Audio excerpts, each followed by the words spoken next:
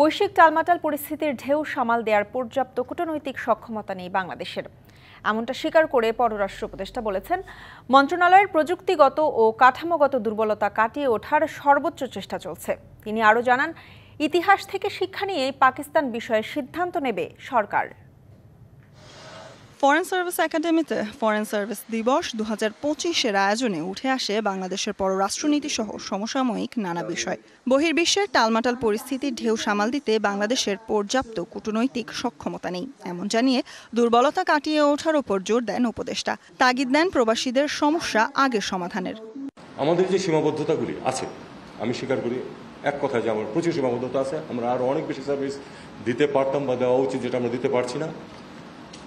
সেজন্য আমাদের যে ক্রিটিসিজম সেটাকে কিন্তু আমি মেনে নিই, কিন্তু পাশাপাশি আমি আশা করি যে অর্জনগুলিরও তাহলে প্রশংসা করব।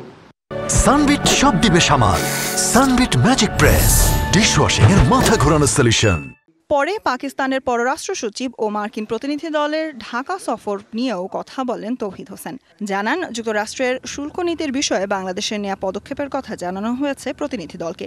রোহিঙ্গা প্রসঙ্গে উপদেষ্টা বলেন, আরাকান ইস্যুতে মধ্যবর্তী জটিলতার মধ্যে আছে বাংলাদেশ।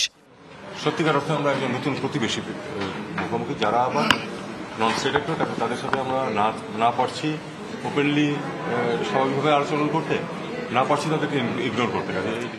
আমান বালুচের ঢাকা সফর প্রসঙ্গে তিনি বলেন, ঢাকা ইসলামাবাদের দ্বিপাক্ষিক সম্পর্কের নতুন গতি আনলেও ইতিহাস থেকে শিক্ষা নিয়েই কূটনৈতিক সিদ্ধান্ত নেবে সরকার। মিটিং ছিল ফরেন সেক্রেটারির সাথে, ফরেন সেক্রেটারি কি আলাপ করেছে সেটা বলেছেন, এ নিয়ে আমি আর কোনো কথা বলতে চাই না। এছাড়াও তিনি জানান, মুর্শিদাবাদের দাঙ্গার ঘটনায় বাংলাদেশের বিরুদ্ধে অভিযোগের লিখিত প্রতিবাদ জানিয়েছে ঢাকা। এ ব্যাপারে ইতিমধ্যেই গতকালই একটা স্টেটমেন্ট দেওয়া হয়েছে। Sultana Swarna, DBC news, Dhaka.